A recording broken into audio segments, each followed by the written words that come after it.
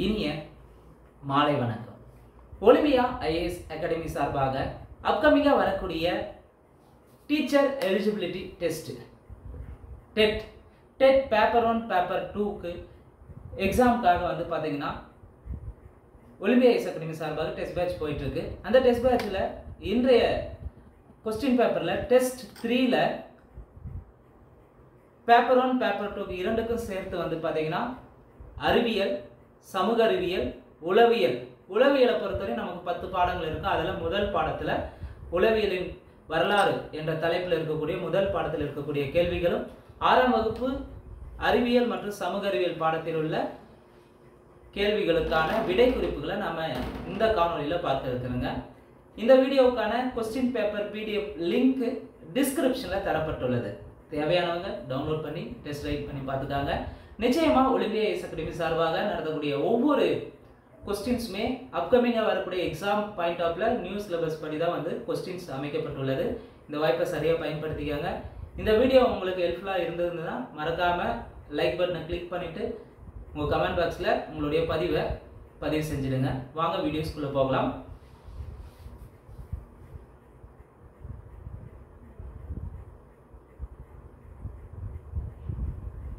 மொத்தம் 100 கேள்விகள் இருக்கும். எக்ஸாமை பொறுத்தவரை நாளை நடைபெற உள்ள தேர்வுக்கான கீயை தான் நம்ம இப்போ பார்க்க போகிறோம். ஸோ முன்கூட்டியே வந்து அப்லோட் பண்ண போகிறோம். ஸோ அது ஆன்லைனில் எழுதக்கூடிய மாணவர்களுக்கு இன்னும் பயனுள்ளதாக இருக்கும். ஃபர்ஸ்ட் கொஸ்டின் பொறுத்துக. ஸோ SI யூனிட்ஸ்லேருந்து முதல் கேள்வி வைக்கப்பட்டுள்ளது. வெப்பநிலையின் SI அலகு, மின்னோட்டத்தின் SI அலகு, பொருட்களின் அளவு, ஒளிச்செறிவின் SI அலகு என்னன்றது முதல் கேள்வியா இருக்கு. ஸோ வெப்பநிலையின் SI அலகு கெல்வின், மின்னோட்டத்தின் SI அலகு ஆம்பியர், பொருட்களின் SI அலகு, பொருட்களின் அளவின் SI அலகு மோல், ஒளிச்செறிவின் அலகு கேண்டிலா. சரியான விடை ஆப்ஷன் டெல்லி. 2, 3, 1, 4. ஸோ இங்க கீ வந்து ஆன்சரும் மார்க் பண்ணி இதை நம்ம நோட்டீஸ் பண்றதுக்கு ரீசன் என்னன்னு பார்த்தீங்கன்னா, அதை அட்லீஸ்ட் நிறைய பேர் வந்து புக்கை படிக்காம இருக்கலாம். அட்லீஸ்ட் இந்த வீடியோனா தெளிவா பார்க்கணும் அப்படின்றதுக்காக மார்க் பண்ண வீடியோஸை நம்ம வந்து மேக் பண்ணது. பார்த்துக்கோங்க. கேள்வி 2, மனித உடலில் ரத்தத்தின் அளவு எவ்வளவு உள்ளது? இரண்டாவது கேள்வி என்னன்னு பார்த்தீங்கன்னா, ஹியூமன் பாடியில எவ்வளவு பிளட் இருக்கும் அப்படின்னு தான் கேள்வி. 6th புக் தான். ஸோ இதில் வந்து பார்த்தீங்கன்னா ஹியூமன் பாடியில் வந்து அப்ராக்சிமேட்டா 5 to 6 லிட்டர் இருக்குன்னு சொல்லியிருக்காங்க. கேள்வி என்ன? மனித உடலில் ரத்தத்தின் அளவு எவ்வளவு உள்ளது? 5 முதல் 6 லிட்டர். கேள்வி 3, நிலவில் ஈர்ப்பு விசை புவியை போல டேஷ் பங்கு இருக்கும். நிலவுல ஈர்ப்பு விசை வந்து பூமியை போல எவ்வளவு பங்கு இருக்கும்? இது ஆல்ரெடி கேட்டிருக்காங்க. ஸோ நிலவுல வந்து புவியை போல ஈர்ப்பு விசை 6ல் 1 பங்கு என்ற அளவில் இருக்கும். ஃபார் எக்ஸாம்பிள் பூமியில 60 kg இருக்குன்னா நிலவுல 10 kg இருக்கும். 6ல் 1 பங்கு. கேள்வி 4, பின்வரும் கூற்றுகளில் தவறானது எது? ஸோ நமக்கு 4 ஆப்ஷன் தந்திருக்காங்க. ABCD. 4 ஆப்ஷன்ல B ஆப்ஷன் தான் தவறு. என்னன்றதை பார்க்கலாம். தேசிய இயற்பியல் ஆய்வகம் மும்பையில் அமைந்துள்ளது. ஸோ தேசிய இயற்பியல் ஆய்வகம் நேஷனல் பிசிக்ஸ் லெபார்டரி வந்து மும்பையில தான் இருக்கானா? கிடையாது, தவறு. ஸோ எங்க அமைஞ்சிருக்குன்னு பார்த்தீங்கன்னா புதுடெல்லியில தான் அமைஞ்சிருக்கு. தேசிய இயற்பியல் ஆய்வகம் எங்க இருக்கு? புதுடெல்லி. மற்ற 3 ஆப்ஷனும் சரியா இருக்கு. தானியங்கி வாகனங்கள் கடக்கும் தொலைவை கணக்கிடுவதற்கு ஓடோமீட்டர் பயன்படுகிறது. ஸோ வாகனங்கள் கடக்கக்கூடிய தொலைவை கணக்கிட எந்த மீட்டர் பயன்படுனா? ஓடோமீட்டர். கேள்வி சி ஆப்ஷன், ஒழுங்கற்ற பொருள்களின் பருமனை அளந்தறிய நீர் இடப்பெயர்ச்சி முறை பயன்படுகிறது. ஒழுங்கற்ற பொருள்களின் பருமனை அளந்தறிய நீர் இடப்பெயர்ச்சி முறை பயன்படுகிறது. டி ஆப்ஷன், ஒரு பொருள் அதன் அச்சினை மையமாக கொண்டு இயங்குவது தற்சுழற்சி இயக்கம். ஒரு பொருள் அதன் அச்சினை மையமாக கொண்டு இயங்குவது தான் என்னன்னு சொல்லலாம்? தற்சுழற்சி இயக்கம்னு சொல்லலாம். கேள்வி 5, கூற்று காரணம். கூற்று அலைவு இயக்கம் அனைத்துமே கால ஒழுங்கு இயக்கமாக அமையும். அலைவு இயக்கம் ஃபார் எக்ஸாம்பிள் ஊஞ்சல்னு வச்சுக்கோங்களேன். ஊஞ்சல் வந்து ஒரு குறிப்பிட்ட காலம் திரும்ப அப்படியே போயிட்டு வந்துருக்கும். இது ஒரு அலைவு இயக்கத்துக்கு எடுத்துக்காட்டா சொல்லலாம். அப்போ கூற்று அலைவு இயக்கம் அனைத்துமே கால ஒழுங்கு இயக்கமாக அமையும். சரி. காரணம், ஆனால் அனைத்து கால ஒழுங்கு இயக்கங்களும் அலைவு இயக்கமாக காணப்படுமா? அனைத்து கால ஒழுங்கு இயக்கங்களும் அலைவு இயக்கமா இருக்கணும்னு கட்டாயம் கிடையாது. அப்ப இங்க காணப்படுன்னு சொல்லியிருக்காங்க, தவறு. அப்ப இங்க கூற்று சரி, ஆனால் காரணம் தவறு. கேள்வி 6. சூரியனும் நட்சத்திர மண்டலமும் சேர்ந்த கலப்பு எது? சூரியனும் நட்சத்திர மண்டலம் சேர்ந்த கலப்பு பிளாஸ்மா நிலைன்னு சொல்லலாம். நமக்கு பொதுவாகவே பொருட்கள் 3 நிலையில இருக்கும், திடநிலை, திரவ நிலை, வாயு நிலை. இது இல்லாம 2 நிலை இருக்கும். ஒன்று பிளாஸ்மா நிலை, அடுத்தது வந்து போஸ்-ஐன்ஸ்டீன் சுருக்கம்னு சொல்லலாம். 5 நிலைகள் இருக்கும் பொருட்களின் நிலைகள்ல. கேள்வி 7. ஒரு துளி நீரில் ஏறக்குறைய டேஸ் நீர் துகள்கள் உள்ளன. இது ஆல்ரெடி டிஎன்பிசியிலும் கேட்டிருக்காங்க. ஒரு துளி நீரில் ஏறக்குறைய 10⁻21 நீர் துகள்கள் அடங்கியுள்ளன. கேள்வி 8. ஆல்ரெடி எஸ்ஐ எக்ஸாம்ல, போலீஸ் எக்ஸாம்ல, டிஎன்பிசி எக்ஸாம்ல கேட்ட கேள்விதான். துணி துவைக்கும் இயந்திரத்தில் பயன்படும் விசை எது? அதாவது வாஷிங் மிஷின்ல என்ன விசை வந்து, என்ன போர்ஸ் வந்து யூஸ் ஆகுதுன்னு பாத்தீங்கன்னா மைய விலக்கு விசை. மைய விலக்கு விசை. சரியான ஆப்ஷன் டெல்லி. கேள்வி 9. டேஸ் முறையில் குடிப்பதற்கென நீரில் உள்ள மாசுக்கள் நீக்கப்பட்டு சுத்திகரிக்கப்படுகிறது. ஸோ நம்ம குடிக்கும் தண்ணீரை வந்து சுத்தப்படுத்துறதுக்கு என்ன முறையில் யூஸ் பண்றாங்கன்னு பாத்தீங்கன்னா எதிர் சவுடு பரவல் முறை, ரிவர்ஸ் ஆஸ்மோசிஸ், RO சிஸ்டம்னு சொல்லுவாங்க. ஸோ இந்த முறையில் தான் வந்து பாத்தீங்கன்னா நீரில் உள்ள மாசுக்கள் நீக்கப்பட்டு சுத்திகரிக்கப்படுகிறது. கேள்வி 10. மனித உடல் எடையில் எத்தனை சதவீதம் வரை ரத்தம் உள்ளது? இரண்டாவது கேள்வி நம்ம மேல பார்த்திருப்போங்க. மனிதனுடைய உடல்ல எவ்வளவு ரத்தம் இருக்குன்னு பார்த்திருப்போங்க, 5 to 6 லிட்டர். இங்க என்ன கேள்வினா மொத்த வெயிட்ல, அதாவது ஹியூமன் பாடியில மனித உடல் எடையில எத்தனை சதவீதம் வரை பிளட் இருக்கு அப்படின்னு கேட்டிருக்காங்க. ஸோ மொத்த வெயிட்ல 7 to 8% வந்து பாத்தீங்கன்னா பிளட் இருக்குமா வெயிட்ல. மொத்த பாடி வெயிட்ல எவ்வளவு இருக்குமா? 7 முதல் 8% வந்து பிளட் இருக்குன்னு சொல்லியிருக்காங்க. கேள்வி 11. பொருந்தாதது எது? வேம்பு, நெல்லு, புல்லு, மக்காச்சோளம். இதுல எது பொருந்தாதுன்னா வேம்புன்னு ஆன்சர் தந்திருக்காங்க. ஏன் அப்படின்னா மற்றதெல்லாம் ஒரு வித்திலை தாவரங்கள்ல பொருந்தக்கூடியது. வேம்பு பாத்தீங்கன்னா வேம்பு, மாவெல்லாம் பாத்தீங்கன்னா இருவித்திலையில் வரக்கூடியது. இப்ப இங்க பொருந்தாத ஆப்ஷன் ஏ வேம்பு. மற்றது வந்து பாத்தீங்கன்னா நெல்லு, புல்லு, மக்காச்சோளம் சிங்கிள் வரக்கூடியது. கேள்வி 12. பூமியினுடைய மொத்த ஒளிச்சேர்க்கையில எத்தனை சதவீதம் கடல்வாழ் தாவரங்களில் நடைபெறுகிறது? சோ பூமியினுடைய ஒட்டுமொத்த ஒளிச்சேர்க்கை போட்டோசிந்தசிஸ்ல எவ்வளவு பர்சன்டேஜ் வந்து கடல்வாழ் தாவரங்கள்ல நடைபெறுதுன்னா 40%. கேள்வி 13. உலகில் எத்தனை சதவீதம் நில வாழிடங்கள் உள்ளன? உலகில் எத்தனை சதவீதம் நில வாழிடங்கள் உள்ளன? 28% நில வாழிடங்கள் உள்ளன. கேள்வி 14. சரியான இணையை தேர்வு செய்க. பற்று கம்பிக்கு எடுத்துக்காட்டு பட்டாணி, பாகற்காய். சரி. பின்னு கொடிக்கு எடுத்துக்காட்டு சங்குப்பூ, மல்லிகை. சரி. முட்களுக்கு எடுத்துக்காட்டு அகேன்னு சொல்லலாம், அல்லது ரயில் கற்றாழைன்னு சொல்லலாம். சரி. அப்ப சரியான இணை 3மே சரியா இருக்கு. கேள்வி 15. ஒரு செல் உயிரினத்தில் பொருந்தாதது எது? அமீபா, மண்புழு, பாரமசியம், யூக்ளினா. ஒரு செல் உயிரினத்தில் பொருந்தாதது எதுன்னு பாத்தீங்கன்னா மண்புழு. மண்புழு வந்து பல செல் உயிரிகளுக்கு எடுத்துக்காட்டுல வரும். அதே அமீபா, பாரமசியம், யூக்ளினா ஒரு செல் உயிரினங்களில் வரும். கேள்வி 16. பின்வரும் இணைகளில் சரியானது எது எவை?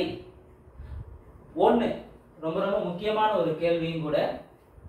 ஆல் எக்ஸாம்ஸ்க்கும் டிஎன்பிசில இருந்து டெட் வரை பாத்தீங்கன்னா முக்கியமான ஒரு கேள்வி. பாரமசியம் குறு இலைகள் மூலம் இடப்பெயர்ச்சி செய்கின்றன. பாரமசியம் எதன் மூலமா இடப்பெயர்ச்சி செய்து? குறு இலைகள் மூலம் இடப்பெயர்ச்சி செய்கின்றன. சரி. யூக்ளினா கசை இலையின் மூலம் இடப்பெயர்ச்சி செய்கின்றன. யூக்ளினா கசை இலை மூலமா இடப்பெயர்ச்சி செய்யுதுன்னா ஆமா, யூக்ளினாவும் கசை இலை மூலம் தான் இடப்பெயர்ச்சி செய்யுது. Next one. அமீபா போலிகால்கள் மூலம் இடப்பெயர்ச்சி செய்கின்றன. அமீபா வந்து பாத்தீங்கன்னா போலிகால்கள் மூலமா தான் இடப்பெயர்ச்சி செய்கின்றது. சரி. அப்போ 16வது கேள்விக்கு சரியானது 3மே சரிங்க. ரொம்ப ரொம்ப முக்கியமான கேள்வி கூட. கேள்வி 17. குளிர்கால உறக்க விலங்கு எது? குளிர்கால உறக்க விலங்கு ஆமை. அதே கோடைக்கால உறக்க விலங்கு நத்தை.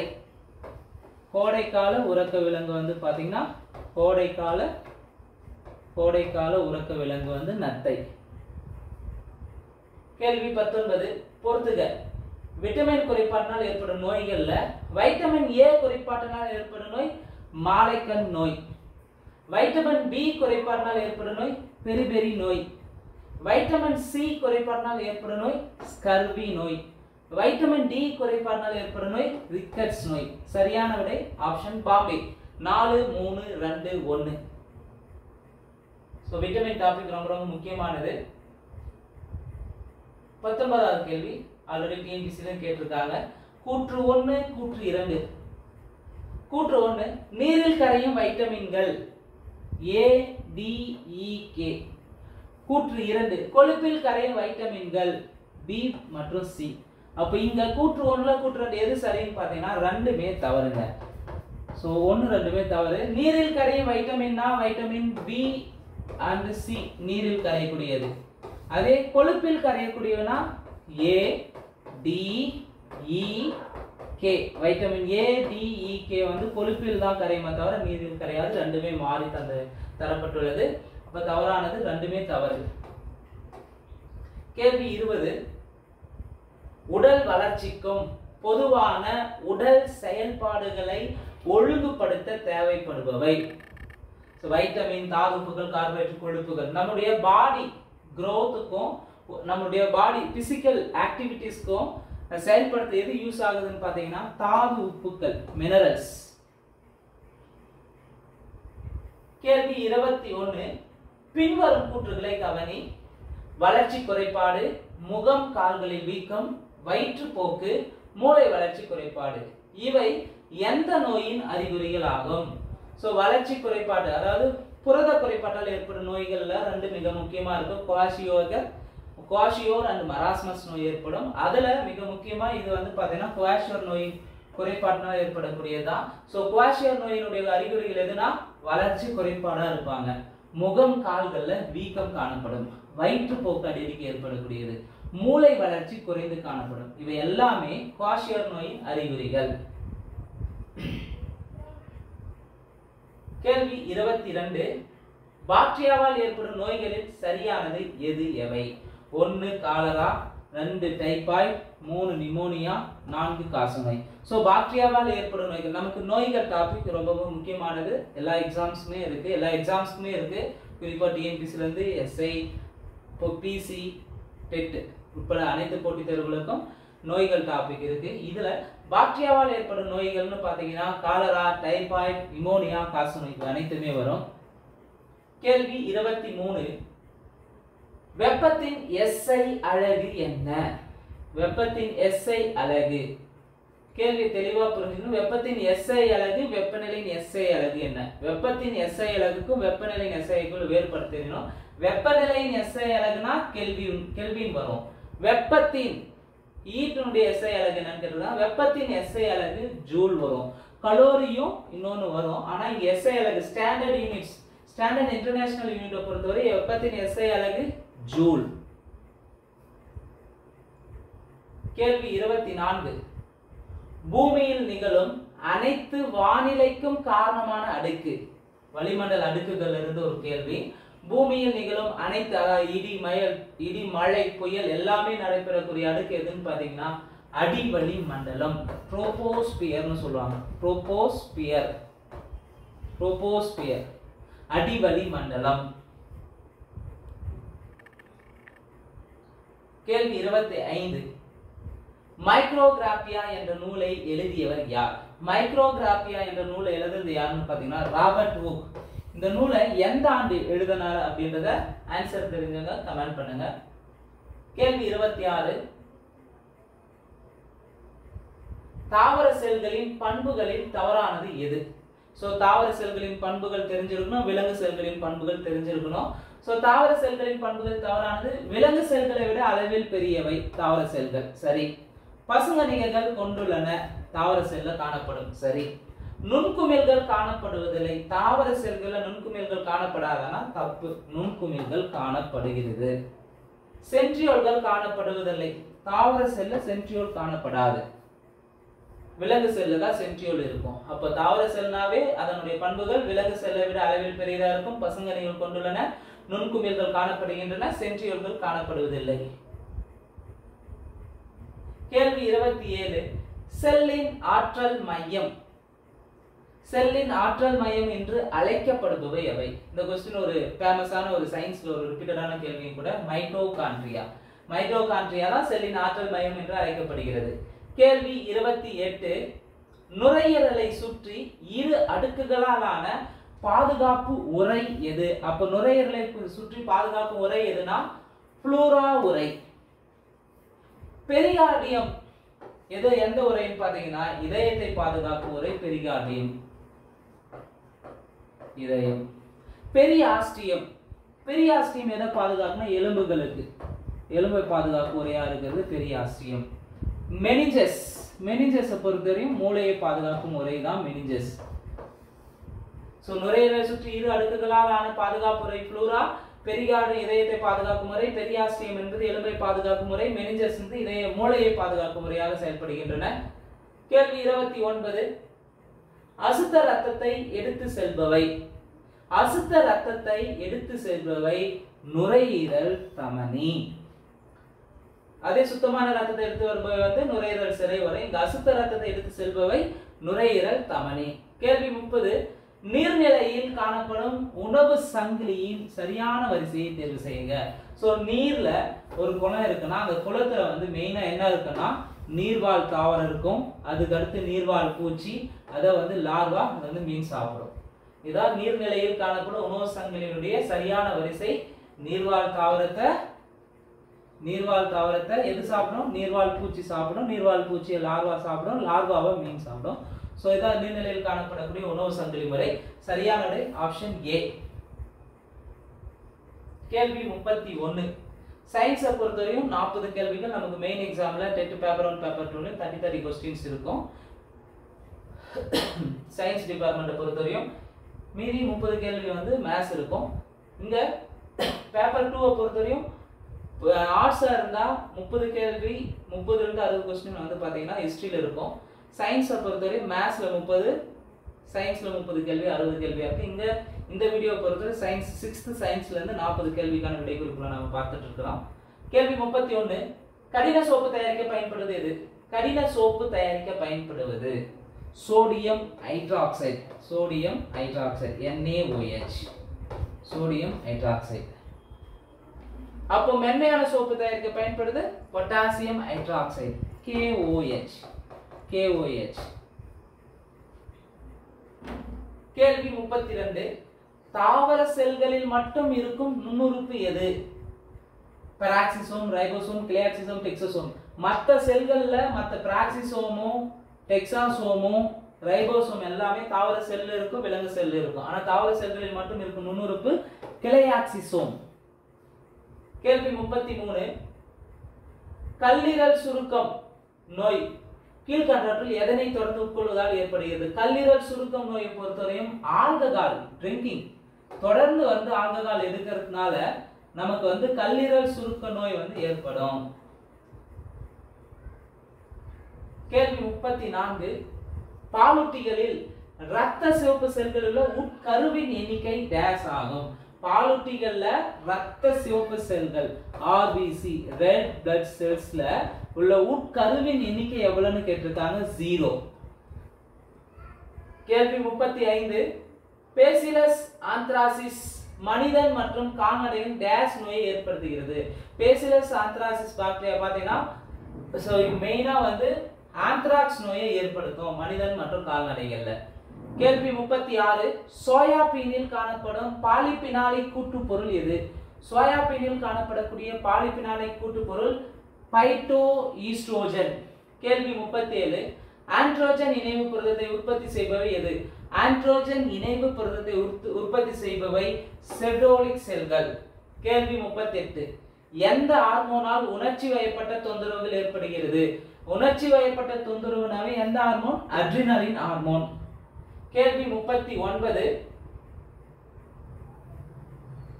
கார்பாக்சி பெப்டிடேஸில் உள்ள உலோகம் எது? கேள்வி 39 என்னன்னா கார்பாக்சி பெப்டிடேஸில் உள்ள உலோகம் எதுன்னு பாத்தீங்கன்னா துத்தநாகம். கேள்வி 40 ரேயான் தயாரிக்க பயன்படும் மூலப்பொருள் எது? ரேயான் தயாரிக்க பயன்படும் மூலப்பொருள் செல்லோஸ்.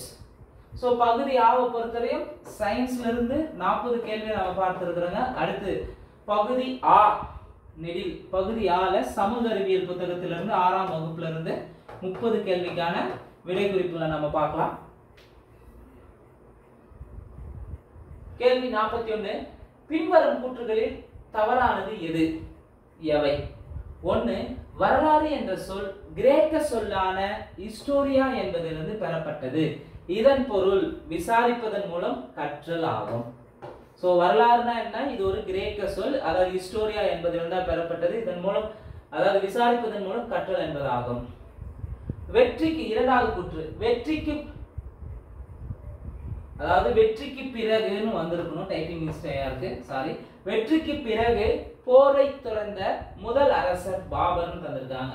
வெற்றிக்கு பிறகு போரை தொடர்ந்த முதல் அரசர் பாபரானா பாபர் கிடையாது, அசோகர். கலிங்க போருக்கு பிறகு வந்து வெற்றியை தொடர்ந்திருப்பாரு இங்க அசோகர். அப்ப இரண்டாவது கூற்று தவறு. 3 The Search for the India's Lost Empire என்ற நூலின் ஆசிரியர் Charles Mason. So the Search for the India's Lost Empire நூலை எழுதினது சார்லஸ் மேசனானா சார்லஸ் மேசன் கிடையாது, சார்லஸ் ஆலன் வந்திருப்பாரு. இது வந்து பாத்தீங்கன்னா தவறு, மேசன் கிடையாது, சார்லஸ் ஆலன் தான் சரியான விடை. அப்போ மூன்றாவது கூற்று தவறு. கேள்வி என்ன? பின்வரும் கூற்று தவறானது 2, 3 தவறு. கேள்வி 42 பொறுத்துக. ஆஸ்ட்ரோபிதிகஸ் எங்க வாழ்ந்தாங்கன்னா கிழக்கு ஆப்பிரிக்காவில் வாழ்ந்திருப்பாங்க. ஓமோ எபிலிஸ் மனிதர்கள் தென்னாப்பிரிக்கா. ஓமோ எரக்டஸ் வந்து பாத்தீங்கன்னா ஆப்பிரிக்கா மற்றும் ஆசியாவில் வாழ்ந்திருப்பாங்க. நியாண்டர்தால் மனிதர்கள் வந்து யுரேஷியா வாழ்ந்திருப்பாங்க. நியாண்டர்தால் மனிதர்கள் யுரேஷியாவில் வாழ்ந்திருப்பாங்க. ஆஸ்ட்ரோபிதிகஸ் கிழக்கு ஆப்பிரிக்கா, ஓமோ எபிலிஸ் தென்னாப்பிரிக்காவில் வாழ்ந்தாங்க. ஓமோ எரக்டஸ் ஆப்பிரிக்கா மற்றும் ஆசியா, நியாண்டர்தால் மனிதர்கள் யுரேஷியா. சரியான விடை ஆப்ஷன் ஏ. 1, 2, 3, 4 சரி. அதே குரோமேக்னான்ஸ் மனிதர்கள் பிரான்ஸ்ல வாழ்ந்திருப்பாங்க. பீகிங் மனிதன் சீனால வாழ்ந்திருப்பாங்க. இது இல்லாம ஹோமோசேபியன்ஸ் வந்து எங்க வாழ்ந்திருப்பாங்கன்னா ஹோமோசேபியன்ஸ் வந்து ஆப்பிரிக்காவில் வாழ்ந்திருப்பாங்க. ஹைடல்பார்க் மனிதன் எங்க வாழ்ந்திருப்பானா லண்டன்ல வாழ்ந்திருப்பான். கூடுதல் தகவலா. கேள்வி 43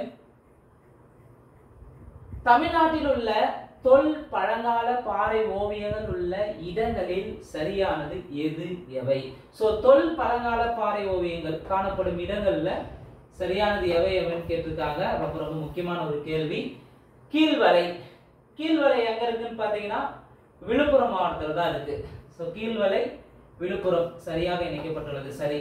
உசிலம்பட்டி எங்க இருக்கு? மதுரை. சரி. குமுதிபதி கோவை. சரி. மாவடைப்பு இங்க கோவைன்னு வந்திருக்கும், டைப்பிங் மிஸ்டேக் ஆயிருக்கு. பொறிவரை கரிக்கையூர் நீலகிரி. சோ இந்த 5 இடங்கள்லயும் பாத்தீங்கன்னா தொல் பழங்கால பாறை ஓவியங்கள் காணப்படுகின்றன. அதை கண்டுபிடிச்சிருப்பாங்க. கீழ்வளை எங்க இருக்கு? விழுப்புரம். உசிலம்பட்டி மதுரை. குமுதிபதி கோவை. மாவடைப்பும் கோவை. பொறிவரை கரிக்கையூர் நீலகிரி. சோ அனைத்துமே சரிங்க. கேள்வி 44 பொறுத்துக. உலகின் தொன்மையான நாகரிகங்கள்ல மிக முக்கியமானது மெசபடோமிய நாகரிகம். மெசபடோமிய நாகரிகம் மொத்தம் ஒரு 4 நாகரிகம் வந்து உலகின் தொன்மையான நாகரிகங்களா இருக்கும். மெசபடோமிய நாகரிகம், எகிப்து நாகரிகம், அடுத்து சிந்து சமவெளி நாகரிகம், சீன நாகரிகம் சொல்லிட்டு. மெசபடோமிய நாகரிகம் காலம் கிமு 3500 முதல் கிமு 2000 வரை. எகிப்து நாகரிக காலம் கிமு 3100 இருந்து 1100 வரை. சிந்து சமவெளி நாகரிகம் கிமு 3300 இருந்து கிமு 1900 வரை. சீன நாகரிகம் கிமு 1700 இருந்து 1122 வரை. சோ உலகின் தொன்மையான நாகரிகங்களாவே மிக முக்கியமான நாகரிகம் 4 நாகரிகங்கள்: மெசபடோமிய நாகரிகம், எகிப்து நாகரிகம், சிந்து சமவெளி, சீன நாகரிகம். 44 சரியான விடை ஆப்ஷன் சி. கேள்வி 45 காவிரி ஆறு கடலோடு கலக்கும் இடத்தில் தற்போதைய மயிலாடுதுறை அருகே உள்ள துறைமுகம் எது? காவிரி ஆறு கடலோடு கலக்கும் இடம் பூம்புகார். பூம்புகார் வந்து பாத்தீங்கன்னா தற்போது எங்க இருக்குன்னு பாத்தீங்கன்னா மயிலாடுதுறை அருகே அமைந்துள்ளது. பூம்புகார் துறைமுகம். கேள்வி 46 சூரியனின் மேற்பரப்பு வெப்பநிலை எவ்வளவு? சூரியனின் மேற்பரப்பு வெப்பநிலை 6000 டிகிரி செல்சியஸ். கேள்வி 47 போபஸ் மற்றும் டீமாஸ் என்ற இரு துணைக்கோள்களை கொண்ட கோள் எது? போபஸ் மற்றும் டீமாஸ் என்ற இரு துணைக்கோள்களை கொண்ட கோள் செவ்வாய்க்கோள். கேள்வி 48 சர்வதேச மலைகள் தினம் எப்போது அனுசரிக்கப்படுகிறது? சர்வதேச மலைகள் தினம் டிசம்பர் 11. கேள்வி 49 பொறுத்துக. செம்மொழிகள் முதல்ல இந்தியாவில் செம்மொழி தகுதி அடைந்த மொழினா அது தமிழ் மொழி தான். தமிழ் மொழி எப்ப செம்மொழி தகுதி பெற்றது? 2004. அடுத்து சமஸ்கிருதம் 2005 ஆப்ஷன் விட்டுருக்கு. கன்னடம் 2008, மலையாளம் 2013. சோ செம்மொழிகள்ல வந்து பாத்தீங்கன்னா தமிழ் 2004, சமஸ்கிருதம் 2005, கன்னடம் 2008, மலையாளம் 2013. இது இல்லாம தெலுங்கு 2018, ஒரியா 2014 அமைஞ்சிருக்கும். இந்த ஆப்ஷன் விட்டுருக்கு, பாத்துக்கலாம்.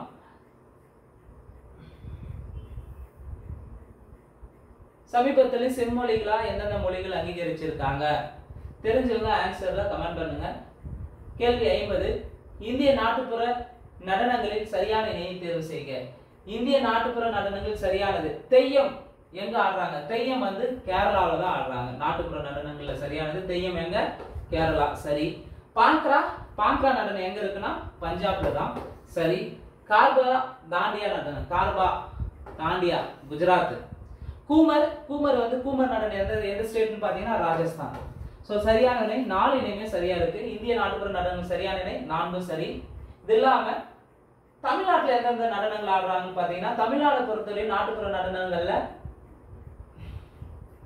கரகாட்டம், ஒயிலாட்டம், கும்மி, தெருக்கூத்து, பொம்மலாட்டம், புலியாட்டம், கோலாட்டம், தப்பாட்டம் இதெல்லாம் தமிழ்நாட்டின் நாட்டுப்புற நடனங்கள். கேரளாவை பொறுத்தவரையும் தெய்யம், மோகினி ஆட்டம். ராஜஸ்தான் வந்து கல்பேலியா, கூமராட்டம். உத்தரப்பிரதேசம் ராசலீலா என்ற ஆட்டம் வந்து ஊப்பியில தான் நடைபெறுகிறது. உத்தரகாண்ட பொறுத்தவரை சோழியா நடனம். அசாம்ல பிகு நடனம். கேள்வி 51 எந்த ஒரு குடிமகனுக்கும் எதிராக மதம், இனம், சாதி, பாலினம், பிறப்பிடம் என்ற அடிப்படையில் பாகுபாடு காட்டக்கூடாது என்று கூறும் சட்ட விதி. சோ எந்த ஆர்டிகல் வந்து ஒரு குடிமகனை வந்து அவன மதத்தின் அடிப்படையிலோ, பிறப்பின் அடிப்படையிலோ, நிறத்தின் அடிப்படையிலோ இல்ல வேறு எதன் அடிப்படையிலும் வந்து பாகுபாடு காட்டக்கூடாது என்று இந்திய அரசியலமைப்பு சொல்லுதுன்னு பாத்தீங்கன்னா ஆர்டிகல் 15ல 1. கேள்வி 52 2011 ஆண்டு மக்கள் தொகை கணக்கெடுப்பின்படி தமிழ்நாட்டில் அதிக பாலின விகிதம் கொண்ட மாவட்டம் எது? சோ தமிழ்நாட்டில் அதிக பாலின விகிதம் கொண்ட மாவட்டம் 2011 மக்கள் தொகை கணக்கெடுப்பின்படி 15வது மக்கள் தொகை கணக்கெடுப்பு இது. சோ நீலகிரி மாவட்டத்தில் அதிக பாலின விகிதம் காணப்படுகிறது. சோ 1000 ஆண்களுக்கு எத்தனை பெண்கள் இருப்பாங்கன்னா நீலகிரியில 1041 பெண்கள். அதே தஞ்சாவூர் பாத்தீங்கன்னா 2வது இடத்துல இருக்கு 1031, நாகப்பட்டினம் 1025, தூத்துக்குடி அண்ட் திருநெல்வேலியில வந்து பாலின விகிதம் 1024, தர்மபுரி 946. சோ குறைந்த பாலின விகிதம் கொண்ட மாவட்டம் பாத்தீங்கன்னா தர்மபுரி தான். அதிக பாலின விகிதம் கொண்ட மாவட்டம் பாத்தீங்கன்னா நீலகிரி. தர்மபுரியை பொறுத்தவரை 946 பேர் இருக்காங்க 1000 ஆண்களுக்கு. சேலத்து அதுக்கு அடுத்து 954 பேர், கிருஷ்ணகிரி 956, ராமநாதபுரம் 927. கேள்வி 53 ரிக்வேத கால மக்கள் அறிந்திருந்த உலோகங்களில் சரியானது எது எவை? ரிக்வேத கால மக்கள் இரண்யா தங்கம்னு சொல்லலாம், சியாமானா இரும்பு, அயாஸ்னா தாமிரம் அல்லது செம்புன்னு சொல்லுவாங்க. சோ ரிக்வேத கால மக்கள் வந்து பாத்தீங்கன்னா இந்த 3 உலோகங்களையும் அறிந்திருந்தாங்க. இரண்யானா இன்னொரு தங்கத்துக்கு இன்னொரு பேர் இரண்யா, இரும்புனா இன்னொரு பேர் சியாமா, தாமிரம் அல்லது செம்புனா அயாஸ்னு சொல்லுவாங்க. சோ 3 சரிதான். கேள்வி 54 கற்திட்டைகள் உள்ள இடங்களில் சரியான இணையை தேர்வு செய்க. கற்திட்டங்கள் வீரராகபுரம் திண்டுக்கல் மாவட்டம், குமாரமருதுப்பட்டி காஞ்சிபுரம் மாவட்டத்திற்கு, நரசிங்கப்பட்டி மதுரை மாவட்டம், பாண்டவன் திட்டு தர்மபுரி மாவட்டம். அப்ப கற்திட்டைகள் வந்து தமிழ்நாட்டில் எங்கெல்லாம் இருக்குன்னு பாத்தீங்கன்னா இதுல சரியானது நரசிங்கப்பட்டியும் பாண்டவன் திட்டும். நரசிங்கப்பட்டி மதுரை மாவட்டத்தில் இருக்கு, பாண்டவன் திட்டு கற்திட்டை வந்து தர்மபுரி மாவட்டத்தில் இருக்கு. முதல் 2 தவறு. வீரராகபுரம் எங்க இருக்குன்னு பாத்தீங்கன்னா காஞ்சிபுரம் மாவட்டத்திலும், குமாரமருதுப்பட்டி திண்டுக்கல் மாவட்டத்திலும் இருக்கும். கர்த்திட்டைகள். வீரராகபுரம் எங்க இருக்கு? காஞ்சிபுரம் டிஸ்ட்ரிக்ட், குமாரபுரத்துப்பட்டி, திண்டுக்கல் மாவட்டம். இங்க கர்த்திட்டைகள் உள்ள இடங்களில் சரியான இணை 3 மற்றும் 4. கேள்வி 55. யுவான் சுவாங் காஞ்சிபுரத்திற்கு வருகை தந்த நூற்றாண்டு எது? யுவான் சுவாங் எந்த நூற்றாண்டுல காஞ்சிபுரத்துக்கு வருகை தந்திருப்பார்னா கிபி 7ஆம் நூற்றாண்டு. கேள்வி 56. கிரேக்க ஆட்சியாளர் செலுக்கஸ் நிகேட்டரின் தூதுவராக மெகஸ்தனிஸ் யாருடைய அரசவைக்கு வந்தார்? சோ கிரேக்க ஆட்சியாளர் செலுக்கஸ் நிகேட்டரின் தூதுவர் மெகஸ்தனிஸ். இண்டிகா என்ற நூலை எழுதியிருப்பவர் தான் மெகஸ்தனிஸ். சோ இவர் வந்து யாருடைய அரசவைக்கு வந்திருப்பார்னா சந்திரகுப்த மௌரியருடைய அரசவைக்கு வந்திருப்பாரு. கேள்வி 57. உலகின் பெரும் மருந்தகம் என்று அழைக்கப்படும் காடு எது? உலகின் பெரும் மருந்தகம் என்று அழைக்கப்படும் காடு வெப்பமண்டல மலைக்காடுகள். கேள்வி 58. பொறுத்துக. தேசிய சின்னங்கள். மயில் வந்து எப்ப தேசிய சின்னமா அறிவிச்சிருப்பாங்க? 1963. புலிய தேசிய சின்னமா அறிவித்த ஆண்டு 1973. லாக்டோபேசிலஸ் தேசிய நுண்ணுயிரை அறிவிச்சது 2012. ஆற்று ஓங்கில தேசிய விலங்கு அறிவிச்சது 2010. சரியான விடை 4, 1, 2, 3.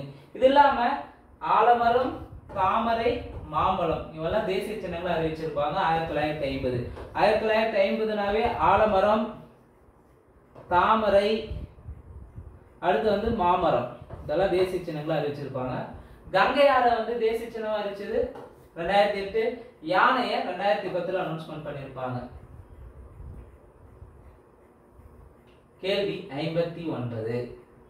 அரசியல் நிர்ணய மன்றத்தில் இருந்த மொத்த பெண் உறுப்பினர்கள் எத்தனை பேர்? அரசியல் நிர்ணய மன்றத்தில் இருந்த மொத்த பெண் உறுப்பினர்கள் எண்ணிக்கை 15 பேர். கேள்வி 60. முதல் நிலை தொழில்களில் தவறானது எது? வேளாண்மை, கால்நடை வளர்த்தல், சுரங்க தொழில், கடல் உணவு பதப்படுத்தல். முதல்நிலை தொழில்களில் முதல்நிலை தொழில், இரண்டாம் நிலை தொழில், மூன்றாம் நிலை தொழில் வரும். இதுல முதல்நிலை தொழில் தவறானது ஆப்ஷன் டி, கடல் உணவு பதப்படுத்தல். கடல் உணவு பதப்படுத்தலை பொறுத்தவரையும் இரண்டாம் நிலை தொழில வரும். இரண்டாம் நிலை தொழில வரக்கூடியது. இப்ப தவறானது ஆப்ஷன் டெல்லி. கேள்வி 61. சேர அரசர்களில் தவறான நபரை தேர்வு செய்க. உதயன் சேரலாதன், இளஞ்சே சென்னி, சேரன் செங்குட்டுவன், இமயவர்மன் நெடுஞ்சாரலாதன். அப்ப சேர அரசர்களில் தவறான நபர் இளஞ்சே சென்னி. இளஞ்சே சென்னினாவே சோழ அரசர்கள்ல வரக்கூடிய பட்ட பெயர்கள். அப்போ சேர அரசர்கள் யாரெல்லாம் வருவான்? உதயன் சேரலாதன், சேரன் செங்குட்டுவன், இமயவர்மன் சேரலாதன், இது இல்லாம சேரல் இரும்பொறை. அதே பாண்டிய அரசர்கள் யாரெல்லாம்? பாண்டிய அரசர்களின் பட்ட பெயர்கள் எதெல்லாம் வரக்கூடியது? நெடியோன், முதுகுடிமி பெருவழுதி, நன்மாறன், நெடுஞ்செழியன். இதெல்லாம் பாண்டிய அரசர்களுடைய பெயர்கள். சோழ அரசர்களின் பெயர்களை பொறுத்தவரையும் இளஞ்சே சென்னி, கரிகால் வளவன், கோச்செங்கானன், கிள்ளி வளவன், பெருநற்கிள்ளி.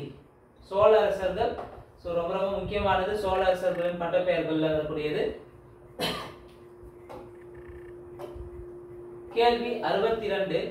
பாண்டியர்கள் சூட்டிக்கொண்ட பட்டங்களில் தவறானது எது? மாறன், வழுதி, சென்னி, செழியன். பாண்டியர்கள் சூட்டிக்கொண்ட பட்டங்கள்ல தவறு வந்து ஆப்ஷன் சி, சென்னி. சென்னி யாருக்கு வரும்? சோழர்களின் பட்ட பெயர்கள் வரக்கூடியது. அதே மாறன், வழுதி, செழியன் எல்லாமே பாண்டியர்களின் பட்ட பெயர்கள். மாறன், வழுதி, செழியன், தென்னர் இதெல்லாம் பாண்டியர்களின் பட்ட பெயர்கள். சோழர்களின் பட்ட பெயர்களை பொறுத்தவரையும் சென்னி, செம்பியன், கிள்ளி, வளவன் இதெல்லாம் சோழர்களின் பட்ட பெயர்கள்.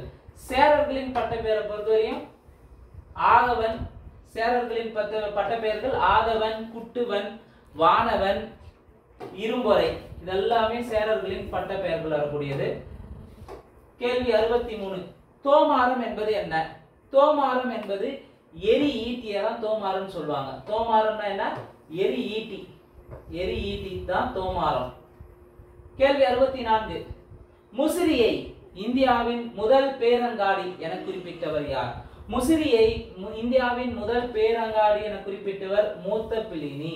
அப்ப இந்தியாவின் முதல் பேரங்காடி முசிறி அப்படின்னு சொன்னது யாரு? மூத்த பிளினி. சரியான ஆப்ஷன் ஏ. கேள்வி 65. பொறுத்துக. நூலாசிரியர்கள முத்ரா ராட்சசம் என்ற நூலை எழுதுறது யாரு? விசாகதத்தர். ரத்னாவளி நூலை எழுதுறது பாத்தீங்கன்னா அர்ஷர். சியுகி என்ற நூலை எழுதுறது யுவான் சுவாங். நீதி சாஸ்திரம் என்ற நூல் எழுதியவர் நாரதர். சோ முத்ரா ராட்சசம், விசாகதத்தர், ரத்னாவளி, அர்ஷர், சியுகி என்ற நூலை பயண நூல் எழுதுனது யுவான் சுவாங். நீதி சாஸ்திரம் என்ற நூல் எழுதுனது நாரதர். சரியான விடை 4 3 2 1. விசாகதத்தர் வந்து இது இல்லாம தேவி சந்திரகுப்தம், முத்ரா ராட்சசம், மாளவி காக்னிமித்ரம் ஆகிய நூல்களை எழுதியிருப்பார். விசாகதத்தர் எழுதிய நூல்கள் தேவி சந்திரகுப்தம், முத்ரா ராட்சசம், மாளவி காக்னிமித்ரம். பானர் எழுதிய நூல் அர்ஷ சரிதம். அர்ஷர் எழுதிய நூல்களை பொறுத்தவரையும் பாத்தீங்கன்னா ரத்னாவளி, நாகநந்தா, பிரியதர்ஷிகா ரொம்ப ரொம்ப முக்கியமானது. ரத்னாவளி, நாகநந்தா, பிரியதர்ஷிகா ஆகிய 3 நூல் எழுதியது யாரு? அர்ஷர். கேள்வி 66. யாருடைய அவையில் நவரத்தினங்கள் என்ற பெயரில் மிகச் சிறந்த அறிஞர்கள் இருந்தனர்? நவரத்தினங்கள் என்ற பெயர்ல வந்து மிகச் சிறந்த அறிஞர்கள் யாருடைய அவையில் இருந்தாங்கன்னா 2ஆம் சந்திரகுப்தர் அவையில இருந்திருப்பாங்க. இதுல கூடுதலா 2ஆம் சந்திரகுப்தரின் பட்ட பெயர்களை பார்க்கலாம். விக்ரமாதித்யர், நரேந்திர சித்திரர், சிம்மசந்திரர், நரேந்திர சிம்மர், விக்ரம தேவராஜர், தேவகுப்தர், தேவஸ்ரீ. 2ஆம் சந்திரகுப்தரின் பட்ட பெயர்கள் விக்ரமாதித்யர், நரேந்திர சித்திரர், சிம்மசந்திரர், நரேந்திர சிம்மர், விக்ரம தேவராஜர், தேவகுப்தர், தேவஸ்ரீ. கேள்வி 67. பொறுத்துக ரொம்ப முக்கியமானது கூட ஹிஸ்டரியில. சேத்ரானா என்ன? சேத்ரானா வேளாண்மைக்கு உகந்த நிலங்கள். கிலானா தரிசு நிலங்கள். அப்ரகதானா வனம் அல்லது காட்டு நிலங்கள். வஸ்தினா குடியிருப்பதற்கு உகந்த நிலங்கள்னு சொல்லலாம். சரியான விடை ஆப்ஷன் ஏ 4 3 2 1. கேள்வி 60. கபத சரகானா என்னன்னா? கபத சரகானா மேய்ச்சல் நிலத்தை குறிக்கும். கபத சரகானா மேய்ச்சல் நிலங்கள். கேள்வி 68. கேள்வி 68. முதலாம் மகேந்திரவர்மனின் பட்டங்களில் பொருந்தாதது எது? முதலாம் மகேந்திரவர்மன் ஹிஸ்டரியில நமக்கு ரொம்ப முக்கியமான ஒரு நபரும் கூட. முதலாம் மகேந்திரவர்மனின் பட்டங்களில் பொருந்தாதது சங்கிரன ஜாதி, மத்த விலாசன், குணவாரன், சித்திரக்கார புலி, விசித்திர சித்தன். சங்கிரன ஜாதி, மத்த விலாசன், குணவாரன், விசித்திர சித்தன், சித்திரக்கார புலி. எல்லா பட்ட பெயர்களுமே சரிதான். சோ இங்க பொருந்தாதது எதுனா எதுவுமே இல்லை. சிம்ம விஷ்ணுவின் பட்ட பெயர்களை பொறுத்தவரையும் சிம்ம விஷ்ணுக்கு என்ன பட்ட பெயர்னா அவனி சிம்மன் இருக்கு. முதலாம் நரசிம்மவர்மனுடைய பட்ட பெயர்கள் மாமல்லன், வாதாபி கொண்டான். மாமல்லன், வாதாபி கொண்டான் யாருடைய பட்ட பெயர்? முதலாம் நரசிம்மவர்மனுடைய பட்ட பெயர். கேள்வி 69. தென்கிழக்கு ஆசியாவின் அரிசி கிண்ணம் என அழைக்கப்படுவது எது? தென்கிழக்கு ஆசியாவின் அரிசி கிண்ணம் தாய்லாந்து. கேள்வி 70. தமிழ்நாட்டில் முதலில் உருவாக்கப்பட்ட நகராட்சி எது? தமிழ்நாட்டுல ஃபர்ஸ்ட் உருவாக்கப்பட்ட நகராட்சினாலே அது வாலாஜாபேட்டை நகராட்சி தான்.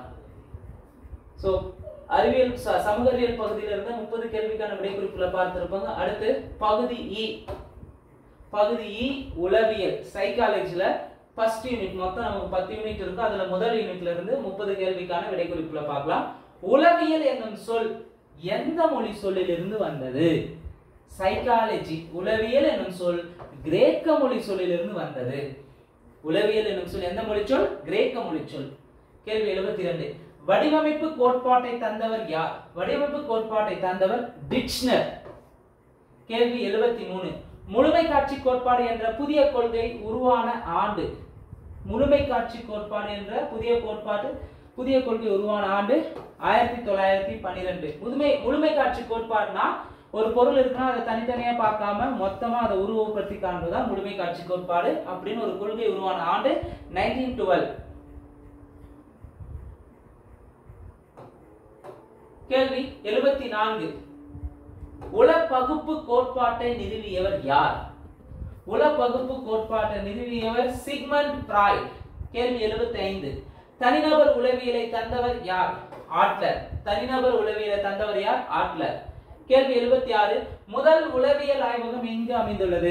இந்த क्वेश्चन ஆல்ரெடி டெஸ்ட்ல கேட்டிருக்காங்க. முதல் உளவியல் ஆய்வகம் ஜெர்மனி நாட்டுல லிப்சிக் என்ற பிளேஸ்ல அமைந்துள்ளது. முதல் உளவியல் ஆய்வகம் எங்க இருக்கு? ஜெர்மனி நாட்டுல லிப்சிக் என்ற பிளேஸ்ல அமைந்துள்ளது. நாடுன்னு கேட்டா ஜெர்மனி, எக்ஸாக்ட் பிளேஸ் கேட்டா லிப்சிக். கேள்வி 77. உள இயற்பியல் என்ற நூலை இயற்றியவர் யார்? உள இயற்பியல் என்ற நூலை இயற்றியவர் ஜிடி பென்டர். கேள்வி 78. கேள்வி 78 பொறுத்துக. மருத்துவ உளவியல் முறையை கொண்டு வந்தவர் மெஸ்மர். மருத்துவ உளவியல் முறையை கண்டுபிடிச்சது மெஸ்மர். அறிவார்ந்த உளவியல் கோட்பாடு தந்தவர் பியாஜென்ட். அறிவார்ந்த உளவியல் கோட்பாடு பியாஜென்ட். நுண்ணறிவு சோதனைகளை தந்தது ஆல்பர்ட் பெனட். நுண்ணறிவு சோதனைகளை தந்தது ஆல்பர்ட் பெனட். கருவிசார் ஆக்க நிலை நிறுத்தத்தை தந்தவர் ஸ்கின்னர். கருவிசார் ஆக்க நிலை நிறுத்தத்தை தந்தவர் ஸ்கின்னர். சரியான விடை ஆப்ஷன் ஏ 4 3 2 1. கேள்வி 79 இன்று உளவியலிலும் சமூகவியலிலும் பெருமளவில் பயன்படுத்தும் முறை என்ன? இன்று உளவியலிலும் சமூகவியலிலும் பெருமளவில் பயன்படுத்தும் முறை வந்து வினா வரிசை முறை. क्वेश्चन टैग வினா வரிசை முறை. ஒரு ஆய்வு செய்யறாங்கன்னா அதை மேக்ஸிமம் வந்து யூஸ் பண்றது சைக்காலஜில, அதே மாதிரி சொசைட்டில வந்து பாத்தீங்கன்னா क्वेश्चन கேட்கிறது. ஒரு 10 क्वेश्चन ரிலேட்டடா ஒரு டாபிக்ல ஒரு நபரை பத்தி கேட்கறதா வினா வரிசை முறைன்னு சொல்லலாம். கேள்வி என்பது வினா வரிசை முறையை உளவியல் ஆராய்ச்சிக்கு முதலில் பயன்படுத்தியவர் யார்? வினா வரிசை முறையை உளவியல் ஆராய்ச்சிக்கு முதலில் பயன்படுத்திய பிரான்சிஸ் கால்டன். கேள்வி 81 எச்.சி. லிண்ட்கிரேன் கருத்துப்படி கல்வி உளவியலின் பாடப்பொருட்கள் கற்றல் கற்பித்தல் எனும் செயல்பாட்டின் 5 முக்கிய கூறுகளில் தவறானது எது? கற்றல் கற்பித்தல் செயல்பாடுல 5 முக்கிய கூறுகள் இருக்கு அப்படின்னு சொன்னது எச்.சி. லிண்ட்கிரேன் சொல்லியிருப்பாரு. அதில் எது தவறுன்னு கேட்டாங்க. 5 முக்கிய கூறுகள் கற்பவர், கற்கும் முறைகள், கற்கும் அனுபவங்கள், கற்கும் சூழ்நிலை, ஊக்கம். இதுல எது வராது? 5 முக்கிய கூறுகள்ல கற்றல் கற்பித்தல்ல ஊக்கம் வந்து வராதுன்னு சொல்லியிருக்க மாட்டாரு எச்.சி. லிண்ட்கிரேன். எதை சொல்லியிருப்பாருன்னா கற்பிப்பவரை சொல்லியிருப்பாரு. அப்போ எச்.சி. லிண்ட்கிரேன் கருத்துப்படி கல்வி உளவியலின் கோட்பாடு, கல்வி உளவியலின் பாடப்பொருட்கள் கற்றல் கற்பித்தல் எனும் செயல்பாட்டுல 5 முக்கிய கூறுகள் எடுத்துனா 1 கற்பவர், 2 கற்கும் முறைகள், 3 கற்கும் அனுபவங்கள், 4 கற்கும் சூழ்நிலை, 5 கற்பிப்பவர். டி ஆப்ஷன் வந்து ஐந்தாவது குற்றம் இருக்கிற ஊக்கம் வந்து வராது. அப்ப தவறானது ஆப்ஷன் டெல்லி. 5 மட்டும் தவறு. முதல் உளவியல் ஆய்வகம் அமைக்கப்பட்ட ஆண்டு. சோ முதல் உளவியல் ஆய்வகம் எங்க அமைச்சிருப்பாங்க? ஜெர்மனில லிப்சிக். ஜெர்மனில லிப்சிக் என்ற இடத்துல தான் அமைச்சிருப்பாங்க. லிப்சிக் என்ற பிளேஸ்ல 1879ல அமைச்சிருப்பாங்க. கேள்வி 83 புள்ளியியல் அடிப்படையில் தனிநபர் வேறுபாடுகளை அளவிட்டவர் யார்? புள்ளியியல் அடிப்படையில் தனிநபர் வேறுபாடுகளை அளவிட்டவர் கால்டன். கேள்வி 84 வயது வந்தோருக்கான நுண்ணறிவு அளவுகளை கண்டறிந்தவர் யார்? வயது வந்தோருக்கான நுண்ணறிவு அளவுகள்னாவே வெஸ்லர். கேள்வி 85 பகுப்புளவியலை கண்டறிந்தவர் யார்? பகுப்பு உளவியலை கண்டறிந்தது காரல் யூங். தனிநபர் உளவியல் வந்து ஆட்லர்.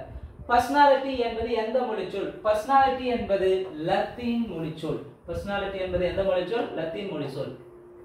கேள்வி 87 உள பகுப்பு கோட்பாட்டின் தந்தை என்று அழைக்கப்படுபவர். உள பகுப்பு கோட்பாட்டின் தந்தை என்று அழைக்கப்படுபவர் சிக்மண்ட் பிராய்ட். கேள்வி 88 கெஸ்டால்ட் என்பது எந்த மொழி சொல்? கெஸ்டால்ட் என்பது ஜெர்மன் மொழி சொல். கேள்வி 89 ஆன்மாவின் இயல்புகள் என்ற நூலின் ஆசிரியர் யார்? ஆன்மாவின் இயல்புகள் என்ற நூலின் ஆசிரியர் அரிஸ்டாட்டில். அரசியல் அறிவின் தந்தை என்று அழைக்கப்படுவர் அரிஸ்டாட்டில் தான். அவர் எழுதிய நூல் தான் ஆன்மாவின் இயல்புகள். கேள்வி 90 பொருந்தாதது எது? சோ பொருந்தாதது எது வந்து பாத்தீங்கன்னா உளவியலின் தந்தை வில்லியம் உண்ட். சரி.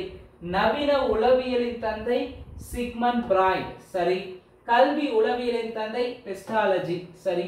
தனிநபர் உளவியலை தந்தது காரல் யூங்கான ஆட்லர் தான் தனிநபர் உளவியலை தந்திருப்பாங்க. இங்க காரல் யூங் கிடையாது, பகுப்பு உளவியல் தான் வரும். உளவியலின் தந்தை வில்லியமும், நவீன உளவியலின் தந்தை சிக்மண்ட் பிராய்ட், கல்வி உளவியலின் தந்தை பெஸ்டாலஜி. இப்ப தவறானது ஆப்ஷன் டெல்லி. கேள்வி 81 எரிக்சனின் வளர்ச்சி நிலைகள் எத்தனை உள்ளன? எரிக்சனின் வளர்ச்சி படி நிலைகள் 8 இருக்கு. கேள்வி 92 குமர பருவத்தை, ரொம்ப முக்கியமானது, இது ஆல்ரெடி கேட்டு இருக்காங்க. குமர பருவத்தை, டைப்பிங் மிஸ்டேக் ஆயிருக்கு. குமர பருவத்தை மிகவும் சிக்கலான அமைதியற்ற பருவம் என்று கூறியவர் யார்? Stanley hall. குமர பருவத்தை சிக்கலான அமைதியற்ற பருவம்னு சொன்னது ஸ்டான்லி ஹால்.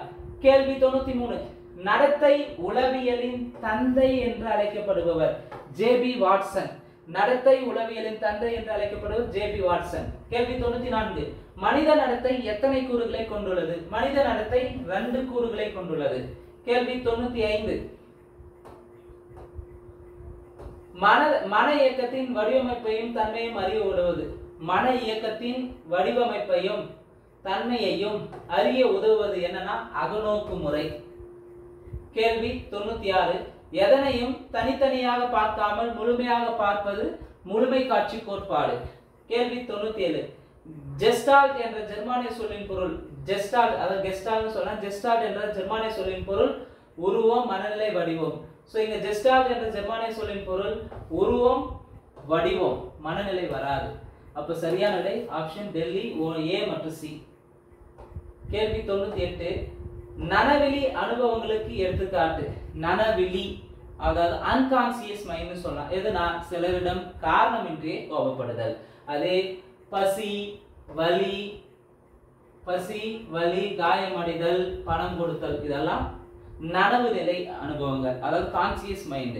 நனவிலி அனுபவம்னா அன்கான்சியஸ் மைண்ட். அன்கான்சியஸ் மைண்ட் என்னன்னா சிலரிடம் காரணமின்றி கோபப்படுறது. கேள்வி 99. பிறரது நடத்தையினை கூர்ந்து கவனித்தறிதல். எதுனா பிறரது நடத்தையை கூர்ந்து கவனிக்க எந்த முறை பயன்படுனாலும் உளவியல்ல உற்றுநோக்கல் முறை பெரும்பாலும் பயன்படுகிறது. கேள்வி 100. வளர்ச்சி முறை எத்தனை வகைப்படும்? வளர்ச்சி முறை எத்தனை வகைப்படும்னா 2 வகைப்படும். ஒன்று நீள்நோக்கு நீள் வளர்ச்சி முறை, இன்னொன்று பக்க வளர்ச்சி முறைன்னு சொல்லலாம். வளர்ச்சி முறை எத்தனை வகைப்படும்? 2 வகைப்படும். சோ இந்த வீடியோவை பொறுத்தவரையும் 6ஆம் வகுப்பு அறிவியல்,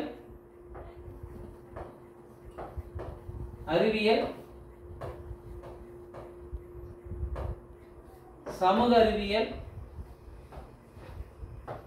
அறிவியல்,